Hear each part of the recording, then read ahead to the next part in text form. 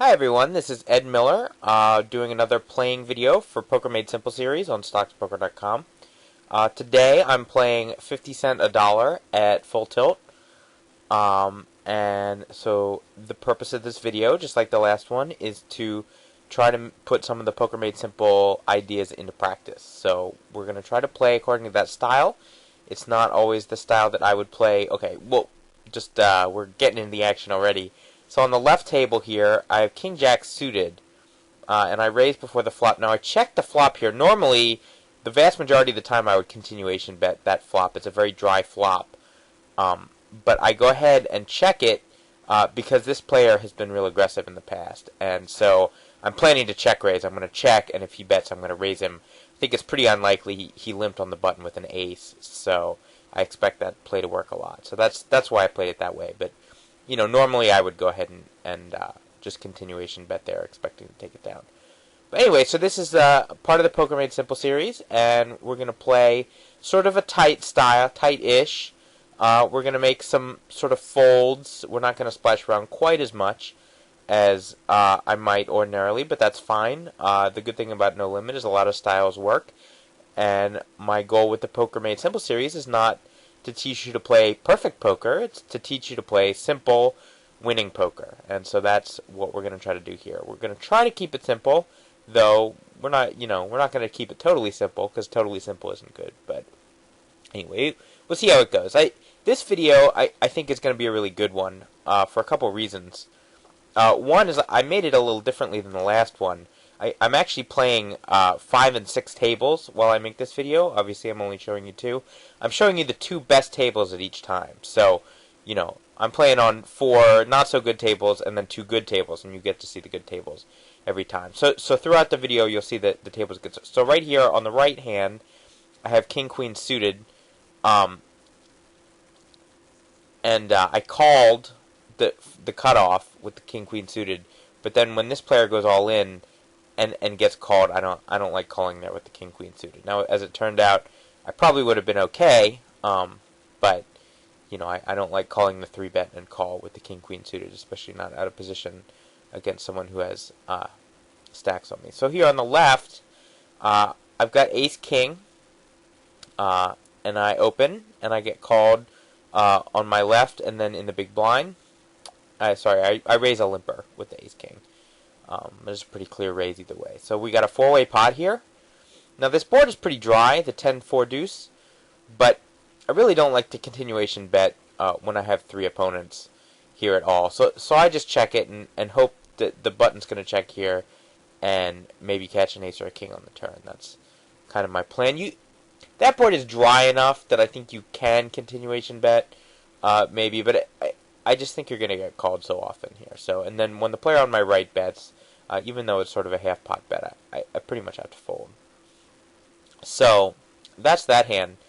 So I did a couple things here. One is I'm playing a bunch of tables and trying to give you the best tables at all times. 2 is I actually played, so this is after the fact, I actually played for about an hour and a half for this video and cut it down to less than an hour. So it's sort of condensed. You're going to see a lot of interesting hands because I cut out, you know, a lot of the 9-4 fold, 9 deuce fold type things.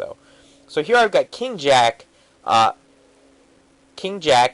I opened it and I flopped an open-ended straight draw, and I bet it, and I told you this guy was aggressive. So that's, and he is, which is why I think I actually misplayed this hand here. So the reason I checked is because I didn't want him to push all in on a draw on me. I didn't want to bet and then get pushed all in on, or even bet and get called light and then miss and then check and have to fold. So, but here, because this player is aggressive, I think the right play here, especially given the stack size, he's got $50 left. I think I should have gone ahead and pushed all in. I got King Jack, so I have the straight draw to the nuts. And then I also, if he is betting a queen, say, you know, I have those king outs too. You know, and a lot of the time there, I think he's betting a draw. I think he's calling with a draw on the flop, and so forth. Part of the reason I played it that way was because I didn't really like the card that came off, that 8 that came off, because I thought it might have given him a made straight, or might have if he had a gut shot or something, maybe he made a pair. I just thought it was the sort of card that might have hit his range a little bit. But overall, there because he's an aggressive player, I think. So we just skipped ahead a little bit. We just cut some bad hands out. But because he's an aggressive player, and because of the way the stack sizes are, I think I can go ahead and check raise him all that in there with the draw. So I sort of misplayed that one a little bit, I think. At the time I was thinking, well, I can't call because he doesn't have enough money behind, and I sort of agree with that because he is aggressive, and if I call just to try to make the draw, I'm not getting enough implied odds. He doesn't have enough money behind, and a fair amount of the time he's betting zilch there. So see, he had a jack deuce there, so he's pretty loose, and he's going to showdown here, kind of loose. So he's definitely one of the reasons we're showing the table here, but I think I probably had enough equity on that king-jack hand to go ahead and put the money in. So here, we flop a gut shot on a paired board, and I'm going to go ahead and bet out here, even though this guy is loose here,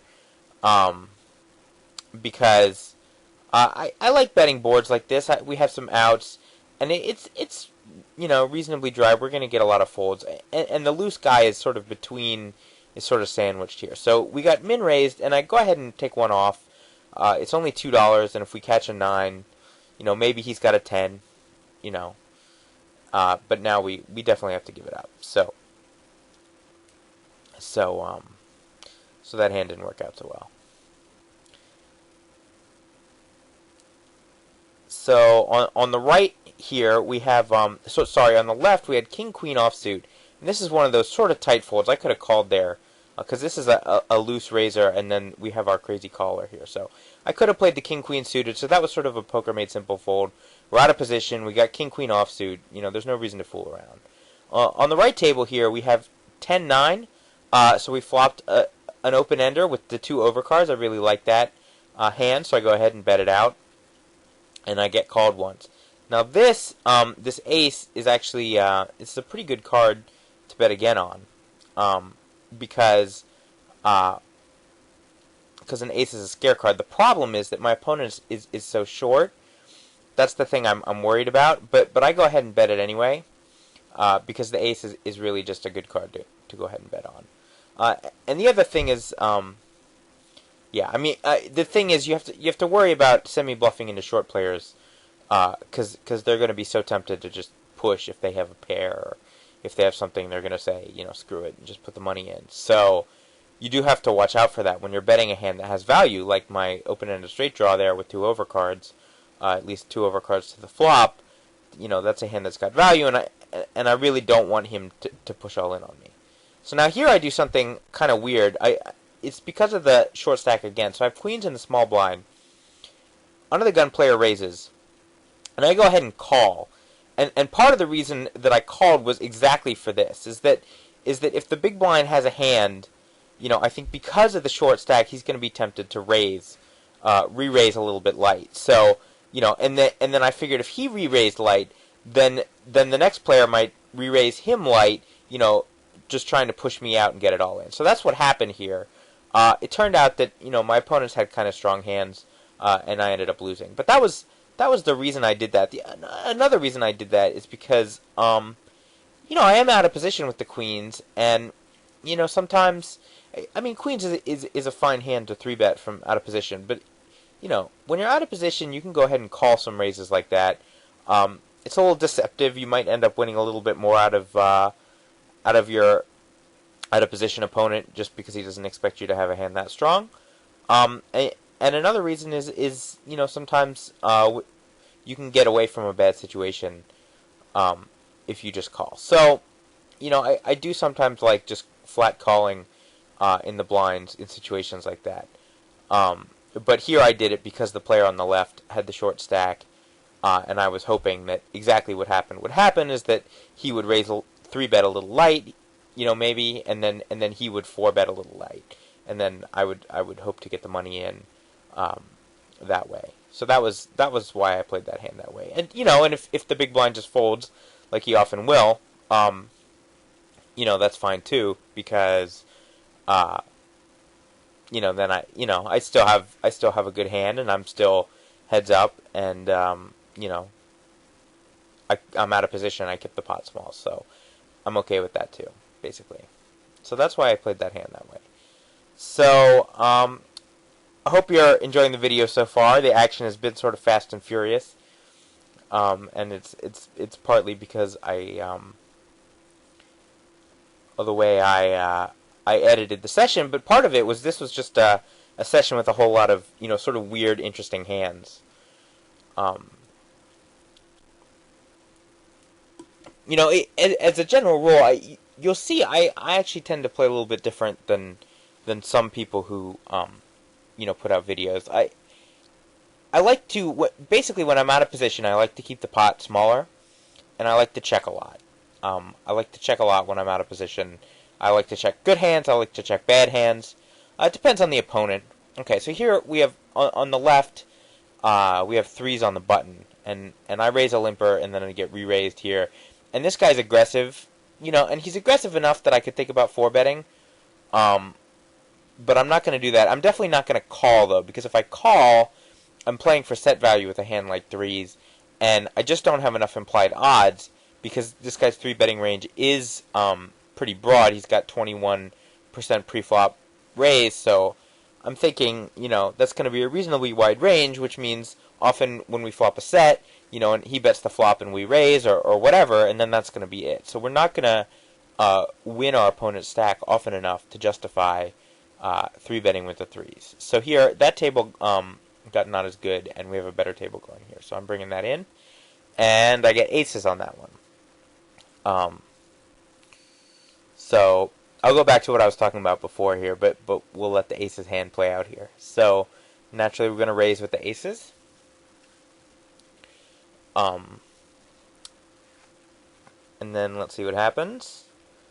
Okay, we get called by the limper. Flop comes 9-7-5. Not a great flop for aces, but it's going to hit our opponent. It is a rainbow flop, and it's going to hit our opponent's range. Sometimes a lot of hands like 10-9, Jack-9 are going to hit this flop, but not hard enough. They're going to hit the flop in a good way for us. So we go ahead and bet. And because of the stack sizes, he's only got $50. I'm okay with getting the money in there. The thing is, he's a little passive. If you'll notice, he's a 26-4.78. So I don't love getting the money in there, just because he's so passive. That I think it's going to be 2-pair a lot or a set when we do get all the money in. But given the way the pot was $10 and there's only $50 left, I basically am going to get the money in there with aces if it comes to it. But I'm going to hope the money goes in with me betting 3 times rather than getting raised. So here I am out of position, 7-6 suited. Under the gun raises, it's folded to me and I fold. So this is, I think, a pretty standard play. It's just not good to play those raised pots out of position with the small connectors. But yeah, I was saying before, my style is sort of to keep the pot a little bit smaller when I'm out of position. You'll see, I watch a lot of people, I watch, Dusty play and some of the other videos, and they really jack it up from out of position, and and I do that sometimes too. I do that with some good hands, and I do that just to fight back against the, some of the steal raises, or at least to try to take advantage of their looseness by trying to fold them out. But a lot of hands, I'll be content to just call when I'm out of position with some pretty good hands like 10s, 9s, 10s, jacks, ace, king sometimes, ace, queen a lot. And just play that smaller pot. You don't really have to jack it up. Okay, so here I'm on the button. I have king jack suited. King jack offsuit, and I raise, and then I get called from the small blind, and then the flop comes jack 10 deuce with 2 clubs, and I bet, and I get check raised, and the check raise is pretty big. The check raise is like a pot-sized check raise. And I really don't like this. At this level, at the 50 cent a dollar level, I really don't see a whole lot of check raises like this. I certainly don't expect this to be air very often, and it could be a draw, could be Queen 9 or 9-8, I guess. Or could be like 9-8 of clubs, maybe, is a possibility.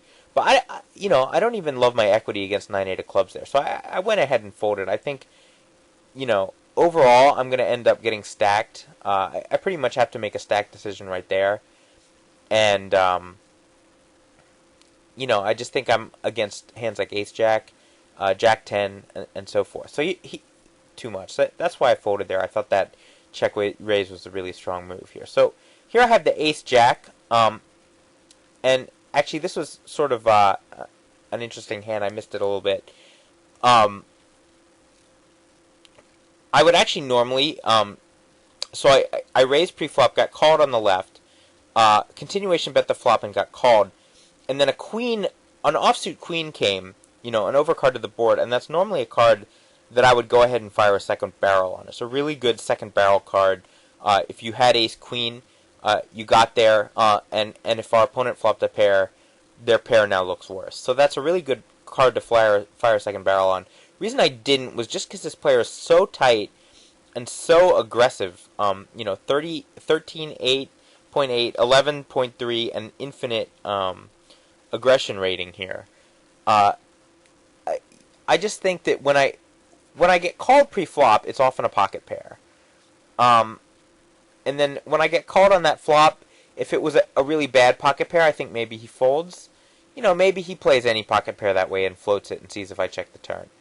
So to that extent, maybe he outplayed me a little bit, or at least he prevented me from outplaying him just because of his stats. But I don't really like to. Once a really tight player, calls me a couple times, I don't really like to put a whole lot of money in, especially when I'm out of position. So normally I would have gone ahead and continuation bet that flop. The turn. Sorry, I would have double barreled the turn because of the queen, but I didn't do it that time because of this player. And then I'd basically just given up on the pot at that point. So, that might have been a mistake. Maybe I should have gone ahead. Shouldn't have let the tight player dissuade me too much. But But that is why I didn't go ahead and bet that card. Okay, so we're gonna go ahead and get another table here. One of the soft spots busted out or something, and we have another good table here. So bringing that in.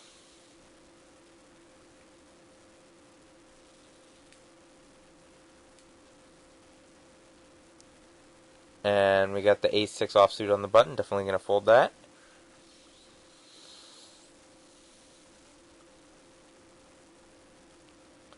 Got a little bit of a breather here. I've been pretty much motoring through. We got a lot of interesting hands here. So far, I think I have a couple questionable plays so far. My check fold on the turn with the king jack against that aggressive player. I think maybe I could have check raised all in. And then on that hand, I think maybe I should fire the second barrel. A lot of his range I think is going to be pocket pairs. Definitely cold calling before the flop, and then calling on that raggedy flop. I'm going to see a lot of pocket pairs. Some of them are going to be sets, obviously. I don't think necessarily he raises every set on the flop. But some of them are going to be sort of, not sets, and he's going to be seeing if I blink. And then if he's got a small pocket pair or small or medium pocket pair that's not a set, and that queen comes and I go ahead and bet big, I think I'm going to get a fold out of a lot of those hands. So maybe I should have gone ahead and I probably should have gone ahead and bet second barrel here. Okay, so this is an interesting hand. So I raise 9-8 suited, 9-8 offsuit, raise a limper. I continuation bet. I flop a gut shot and I continuation bet. A jack comes on the turn. And I bet again, and I like betting again on when the top card pairs. And then I get called again, and then a 9 comes on the river, and I bet half pot for value. And you'll see he has pocket 5s here, so he called me with pocket 5s. And this is definitely an interesting hand, so let me explain it. So I continuation bet on the flop when I flop a gut shot. That's pretty much a no-brainer. Get called. Turn comes, pairs the top card. Often I like to fire a second barrel when the top card pairs, because if my opponent has middle pair or bottom pair, say, then that's going to be a scary card for them, because they just went from having 5 outs if I have a jack to having no outs. So that's why I bet again, but I got called. So after those 2 calls, so here I flopped a jack and bet and got a fold. So after I got those 2 calls, what am I going to put my opponent on? I'm going to put my opponent basically on a pair less than jacks. Maybe middle pair, maybe bottom pair, maybe a pocket pair.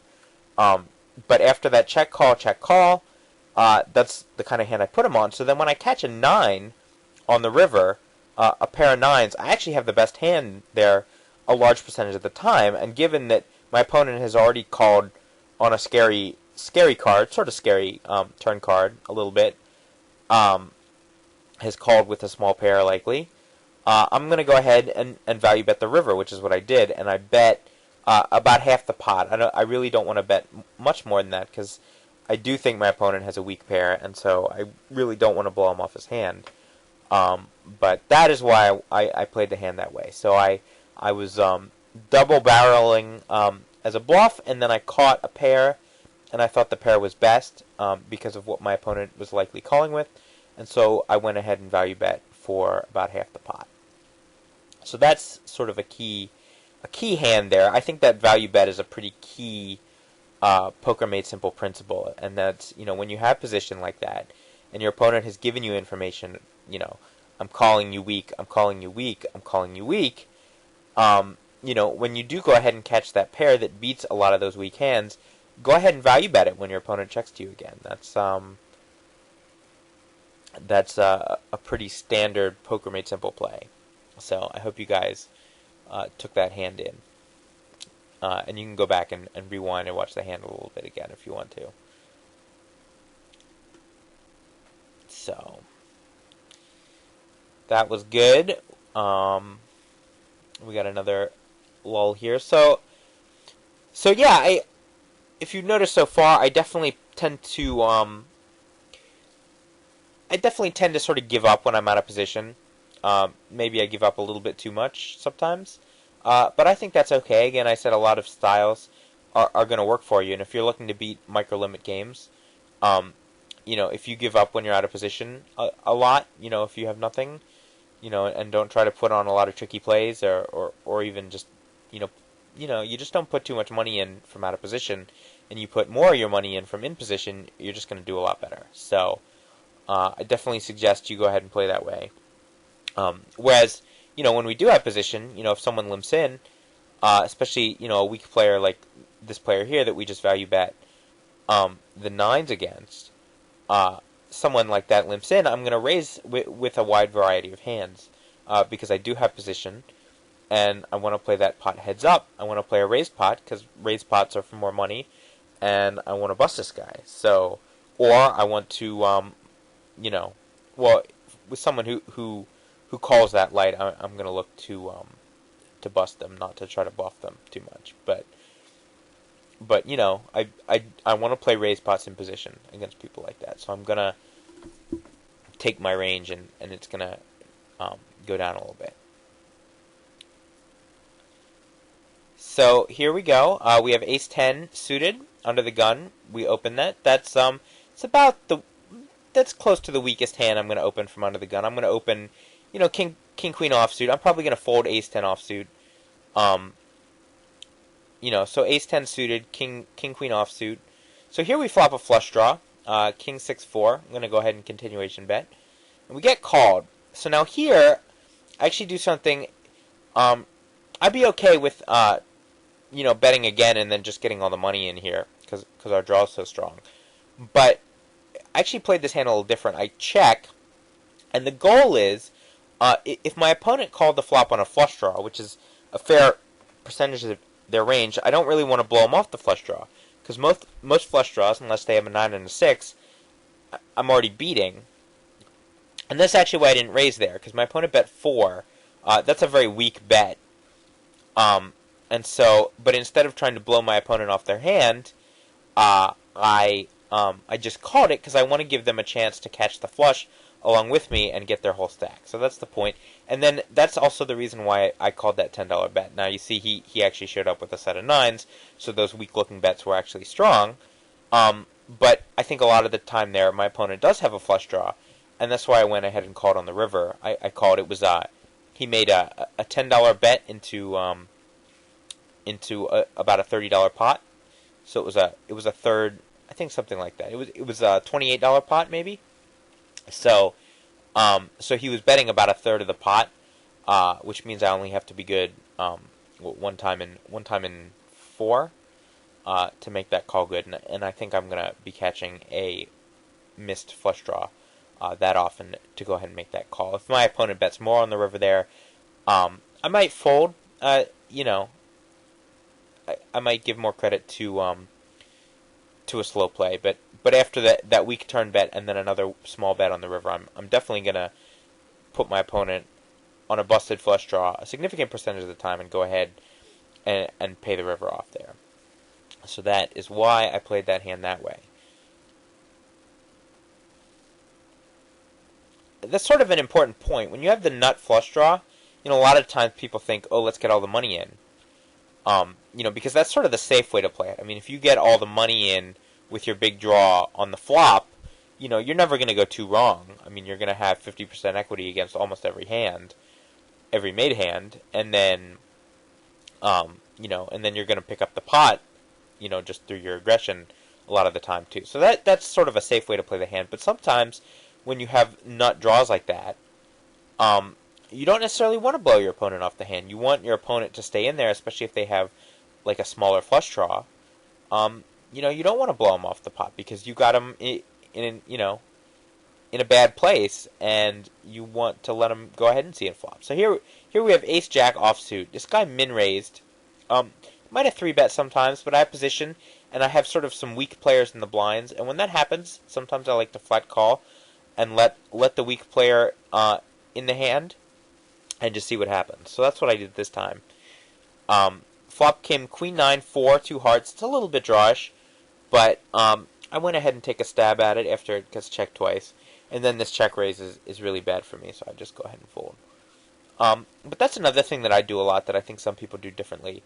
Whether I 3-bet or not before the flop, if there's a raise that I think is weak, or if I think my hand compares favorably to the raiser's range, or whatever, if for whatever reason I'm thinking about 3-betting, sometimes I'll just call if the players in the blinds are really loose or bad or weak, because I'm happy to go ahead and let them in, let them call just the raise and see a flop with me and try to get them to lose their money to me after the flop. I don't really want to shut a bad player out. This is especially true if, say, there's a really loose aggressive player like a 28, 24, opens from the hijack, say, and I'm next to act and I have jacks.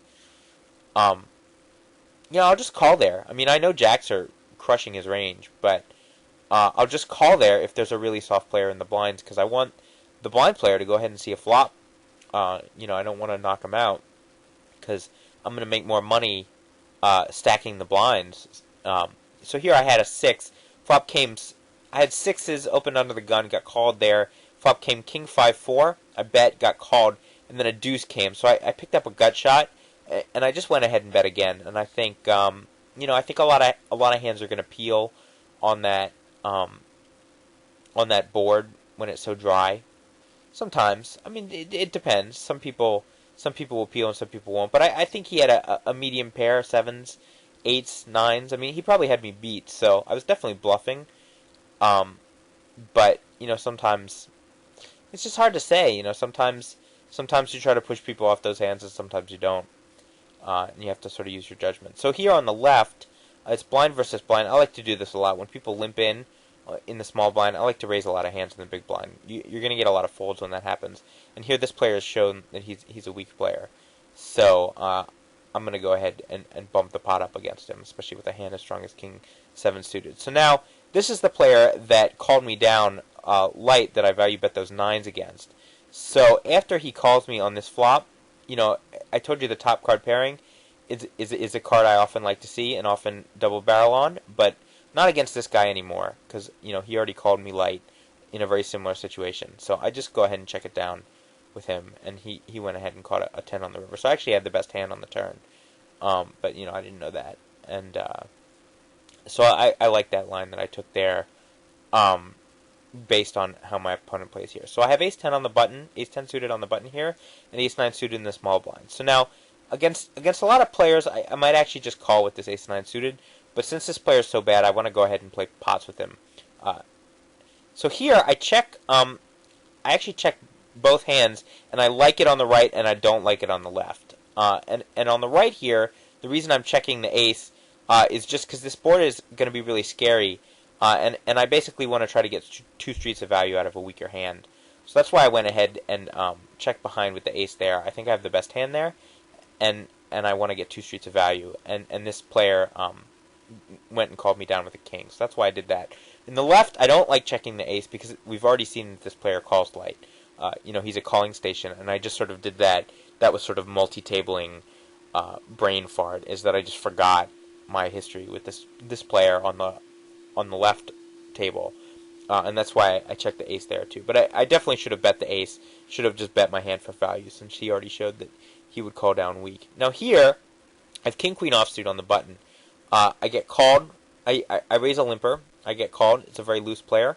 Flop comes ace 10 whatever, and I went ahead and put him all in. The pot was $10 and he only had 17 left. When I get called, it's an ace, but a lot of these loose aggressive players, 49, 21s, are going to be raising most of their aces, so I don't expect him to have an ace very often. And I do want him to fold hands like pocket, sixes. And even if he calls with a hand like pocket sixes, I'm going to have 10 outs twice against him. So I don't mind too much getting my money all in against him in that situation. So that's why I went ahead and played the hand that way. It was totally due to the stack sizes. Whenever the pot is starting to get kind of large compared to my opponent's stack size, a lot of the times I'll just go ahead and put all the money in on the flop with a hand, with a good pre-flop hand like king queen. I'll sort of almost ignore the flop and just kind of put all the money in and see what happens. So I played that hand that way. But yeah, so going back to the one on the right where I had the ace 10 suited on the button, I got called by the small blind. Flop came ace king 6. He checked and I checked behind, and that's totally it's basically just a deceptive move that I do sometimes. My goal is to get 2 streets of value. That ace king high flop is going to be really scary to a lot of hands. If I bet that flop, I'm going to get a fold, a very large percentage of the time. Sometimes they're going to have an ace, and if they have an ace, I expect them to either go ahead and bet the turn, or check and then call me down twice. Once I check that flop. Whereas if I play it bet the other option, so here's another hand. I open with 3s, and then the same guy that I just went all in on pushes on me, and this is actually a pretty standard call here because I'm getting, and it's totally due to the pot size. Now, if he had money behind, I would have folded, but it was totally due to the fact that I get to see 5 cards, and I'm getting like 3-2 or something on my money, and then at that point, if I take sort of a standard pushing range, which includes a lot of ace hands, ace 10, ace 9, king queen, king jack even, if I take all those hands together, my pocket 3s are going to play pretty well against that range. But you see, someone didn't really think that was a good play here. This light blizzard guy decided that I was a noob for making that call, which I guess is a fair criticism. So I just sort of filed that away. You can see he's a pretty weak player. So really, the main thing I do when somebody says something to me like this, I file it away because it gives me some insight into how they think, and it also tells me that they noticed. They noticed that I made a play, and then a lot of the time, when you're playing in small games, and players are popping in and out, you don't really know, if something happened at the table beforehand, you don't really know if your opponent picked up on it or not. Whereas if my opponent's berating me in the chat box for something, I can be pretty sure that they're going to remember that play that I did, for a few hands from now. Um, so, I just sort of keep that in mind. So basically, if this player 3-bets me in the future, I already wouldn't expect it to be late because of his 37-5, but I'm expecting, that 3-bets from him are going to be especially for value, and that he's not going to really try to bluff me because he thinks I'm a noob and call too much. So that is, that's sort of what I do when I see stuff in the chat box. I sort of think about, well, that means my opponent noticed me and has formed some thoughts about, how I play, and I'm going to try to use those thoughts that I now know my opponent has, and when I make decisions later on. So that is the most important thing. We have we have Ace Jack here on the button. That loose player limped in. And this other bad player limped in, so I'm definitely going to raise that. 7-8 offsuit. It's an okay hand sometimes to open, but it's not in this situation. It's four-handed. We got two sort of tight players in the blinds, which might make me want to open it, but we have a loose, aggressive player on the button. So I'm going to go ahead and play tight. That's a poker made simple idea. Now here on the left, I have the sixes. I open, and then I get 3-bet on the button by sort of a a standard multi-tabler type player. And this could be a fairly wide range, but I'm leaning toward a fold here, and the reason I fold is A, I don't think I'm going to get the implied odds, because I do think that range is a little bit wide, but I don't think it's so wide, especially since I just called with the threes. So my opponent has already seen me call a 3-bet. It's hard to know exactly to what extent that, that's not the player that was talking about it, so, who knows, but, that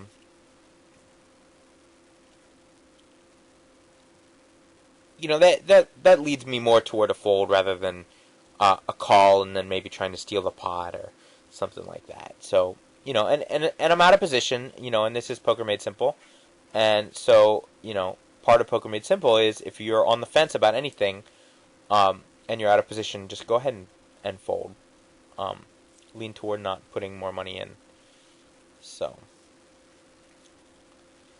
here, on the right table here, I opened with Queen Jack offsuit, got called by the button, got called by the small blind, and then I flop top 2 here. So I'm going to bet. Pretty standard bet. I'm just looking to get the money in. I get called by the button. And then the king of clubs comes off, so that's not really a great card for me. I don't like that card. My opponent's going to be calling a lot with with medium pocket pairs, with queens, maybe bad queens, probably not, but maybe jacks, hands like Jack 10. So I really don't like that king. That king can only help him. But I go ahead and bet it anyway. And if I had gotten raised, I would have had to go in the tank a little bit. But I do think, despite the fact that the king is a bad card, for me, that I'm going to get enough value from betting it that I'm going to go ahead and bet it again. Because my hand still is pretty strong there.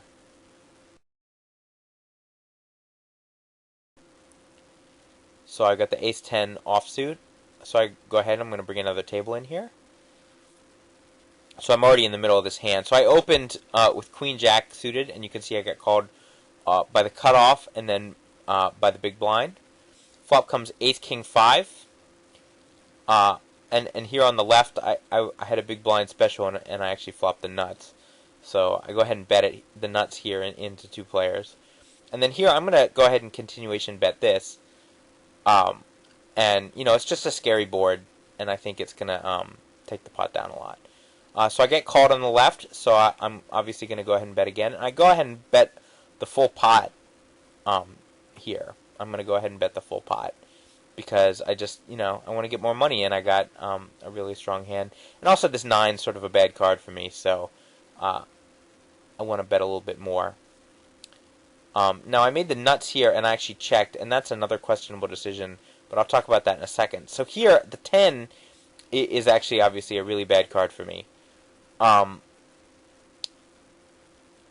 So here on the right, I checked, and he checked, and then an ace came off on the turn, and I go ahead and bet the pot and try to get value out of an ace if an ace checked behind. So the reason I checked here, that 10 is a really bad card, and at that point, if I bet, I'm not going to get calls from a lot of the hands I want to call. And you can see he actually did. He had ace-9, so he called with just an ace there. I'm actually not going to get a lot of the hands to call that I want to call anymore. I might induce a bluff if I check. He does have a 3.5%, 3.5 post-flop aggression. I'm sort of induce a bluff mode at that point once there's the one card straight on board. So that's why I checked and called the river. The reason I checked the turn on the right hand when I made the nut straight is this is something I do sometimes when I continuation bet the flop and get called, and I actually have a big hand. I often check the turn, especially against aggressive players. This player is aggressive, because so often that play when you bet the flop and get called, and then you check the turn, on a ace king 10 board, so often I'm going to have pocket sevens, I'm going to have 8-6 suited. I'm going to have a lot of hands that are totally trashed there. So a lot of aggressive players are going to go ahead and bet that turn once I check, which is why I do go ahead and check sometimes with good hands, and I'm gonna try to check raise them. Unfortunately, sometimes what happens is people will check behind with aces. The thing is, though, and this is sort of a point that I think is important, is that I don't feel like I lose a ton of value, because say I bet that hand big on the turn, a tight aggressive player is going to get away from ace-9 sometimes when I do that. Just the fact that I'm betting that hand again big, that's a scary board. Ace king 10 and all he's got is ace-9. If I pound away at that board, I'm going to get a lot of... So hold that thought. So on the left here, I opened with ace-8 suited, and this guy bet 4 into a $10 pot into two players, and I called. And then he bet 5 into a $15 pot, and I called. And then the river is a 7. He bet 7 into a $27 pot. So this is a very weak betting pattern, in my opinion. And I'll tell you exactly what I put him on here and exactly why I played the hand this way. Look at what he writes in the chat box here. So already he thinks I'm a noob, but that's the other thing. So recall he thinks I'm a noob, which can work for or against us in this particular play here. But, so I raise pre-flop, and then he's one of 3 players, and the flop comes jack 3 deuce rainbow. So that's an extremely ragged flop. And sometimes a lot of people will bet out hands like pocket 4s, pocket 5s, just to kind of see if they're good. They want to know if they're good or not. Sometimes they'll bet out strong hands there. Sometimes they'll bet out straight draws like 5-4, ace-4, something like that. But that $4 bet into 2 players on that really ragged flop doesn't impress me so much. So I think I have position. I'm going to go ahead and call it. I think I have, my ace and my 9. They're both I could have the best hand. First of all, he could be betting total air. Probably not into 2 players, but possibly on that ragged board. But if he does have a small pair like 4s, 5s, I'm going to have 6 clean outs with my aces and 9s against that. So that's the first reason I call. Second reason is I want to see, instead of raising immediately, I want to see what he's going to do on the turn. I want to basically gather more information from him. I think raising immediately is okay too, but I just called, see what comes off on the turn. So another sort of blankish card comes off on the turn, and he makes another tiny bet.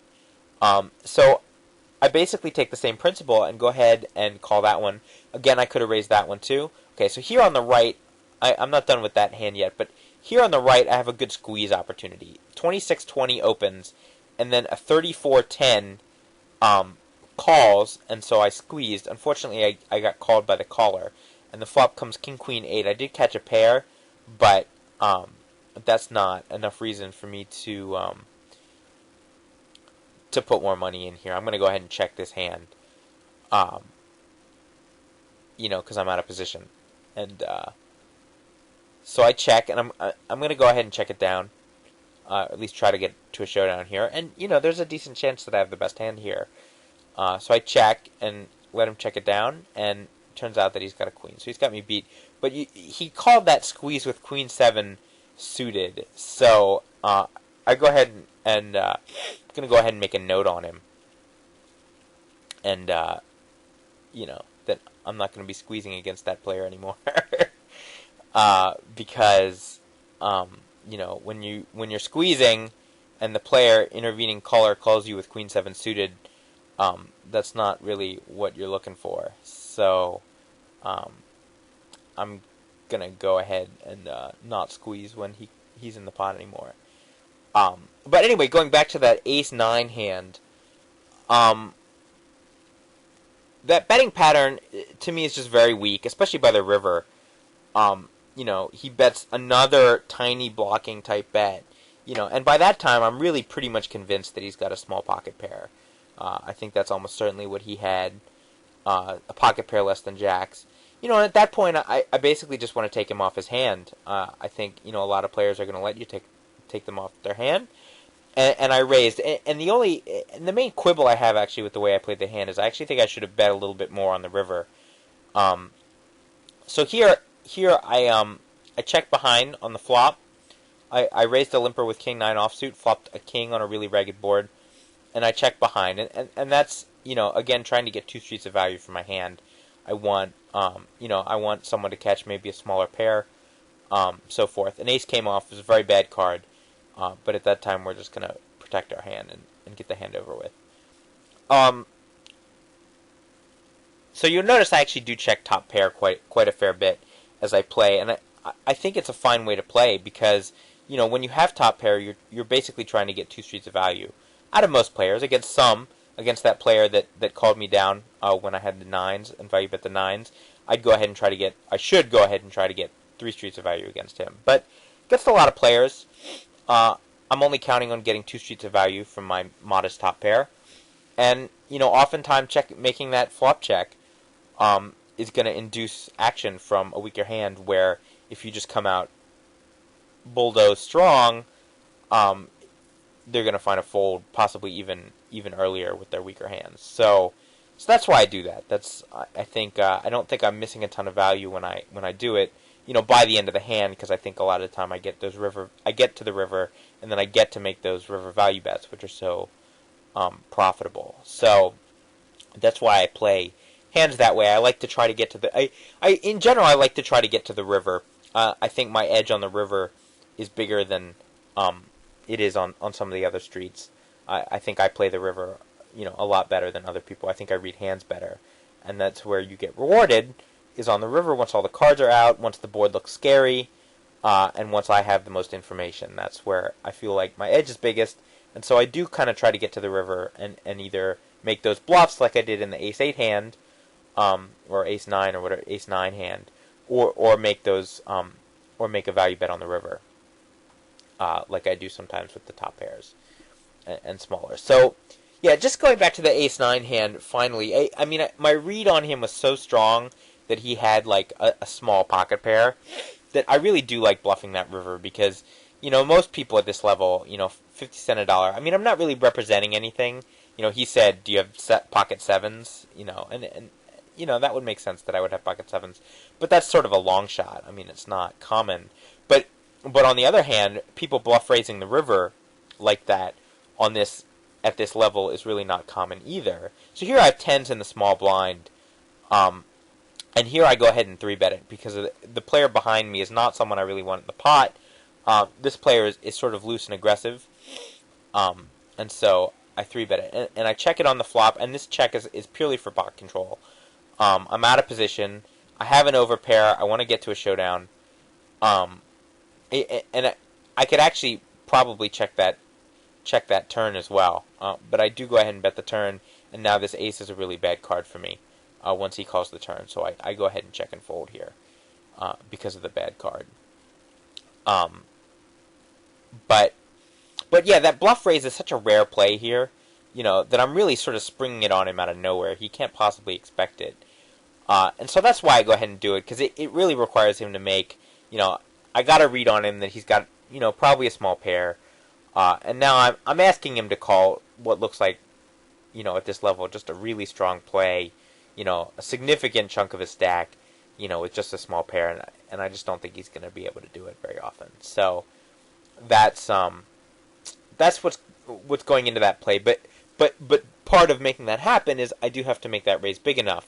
If I make that raise a min raise, I think he does, find a call pretty often. Whereas, if I make it a sort of a closer to pot size raise, I think it takes the pot down most of the time. And on that hand, I sort of made it about a half pot raise, and I probably should have made it a little bit more. I mean, it ended up working, but he thought about calling a little bit more than I wish he did. So, so that was my thinking on that play, and that was purely a hand reading thing. I kept calling, and part of the reason I kept calling was I was looking to see if he was going to come out and bet big on the river. Like say because he could be betting a big hand, like he could have flopped a set of threes, and then bet small into two people hoping to get raised. He gets called. Another sort of break comes off. He bets small again, and I call again. And I would expect on the river, if he did have a big hand, I would expect him to come out with a bigger bet. I would expect by that time, he would say, wow, if I bet small, I'm just going to get at best called again. I don't think this Ed Miller guy has a whole lot, so I'm just going to bet my hand and hope he calls. And he didn't do that. He made another little tiny blocking type bet, and at that point, I just think there's so much weakness here. So now, on the right hand, we have the loose aggressive player opens, and this guy on the button calls again. So this would be another place I would normally try a squeeze, but I'm not going to go ahead and do it here. And the reason is solely because of how it worked out last time, where I 3-bet and then he called me with the Queen 7 suited. But this is another good squeeze opportunity here. I like trying for the squeeze here, but I'm not going to do it with this guy anymore. So that is the upside to calling 3-bets with Queen 7 suited, is that you don't get squeezed by people like me as often. But anyway, so yeah, that was sort of if he'd come out betting big on the river, I would have folded, and that was sort of why I drew it out that way instead of making the play earlier, is I wanted that information. I wanted to see what he did on the river to make my final decision about whether I was going to drop the bomb on him or not. And so here I have kings in the small blind, and our Queen 7 suited caller open raises. So I actually make it a slightly bigger 3-bet, hoping he'd call, and then of course he doesn't. So, what are you going to do? But so this is about it for the video. We had a ton of hands here, actually. I actually think almost we had too many hands. So we had a lot of really juicy hands and content, and I expect a lot to talk about. So please go on the forum and talk about this video. Talk about all the hands, and you might even want to watch the video twice, because there really was a lot here in this time. So hope you enjoyed it. Ed Miller signing off.